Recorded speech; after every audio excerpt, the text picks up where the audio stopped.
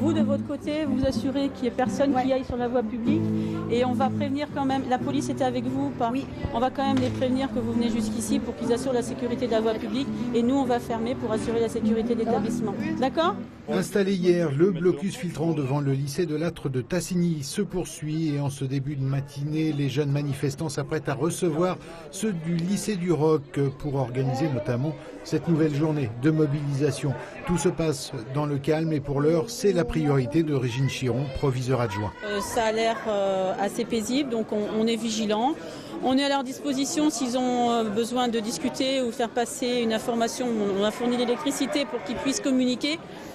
Bon, voilà. Après, il faut savoir aussi jongler, en laisser, en reprendre, en donner, négocier, parlementer, voilà. Et puis ils sont dans leur apprentissage, donc on essaye de faire en sorte que ça ne se dégrade pas et que tout le monde soit en sécurité. En tout cas, c'est la priorité. Et le message passe bien. Si ça se passe mal, on ne sera pas écouté. C'est important qu'on ait du soutien partout. Et dans ce climat de mobilisation qui se durcit contre la réforme des retraites, les enseignants de l'établissement, plus d'une quarantaine en AG ce matin, ont voté la grève reconductible. Ils écartent cependant toute récupération. Nous ne tenons pas à ce que notre mouvement et celui des lycéens soient confondus.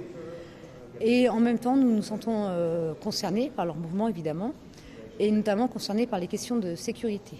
Donc nous sommes à leur disposition en ce qui concerne la logistique, etc.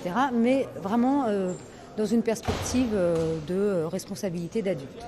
Et la situation restera telle qu'elle, au moins jusqu'à la prochaine journée de grève nationale, mardi prochain. Les cours, bien sûr, sont un peu parasités par rapport au nombre et aux effectifs présents, mais nous accueillons toutes les personnes souhaitant travailler, que ce soit personnel enseignant, personnel territorial, élèves. Et puis aujourd'hui, par exemple, nous avons les élections des parents d'élèves qui auront lieu, on l'espère, dans les bonnes conditions. Il n'y a pas de raison.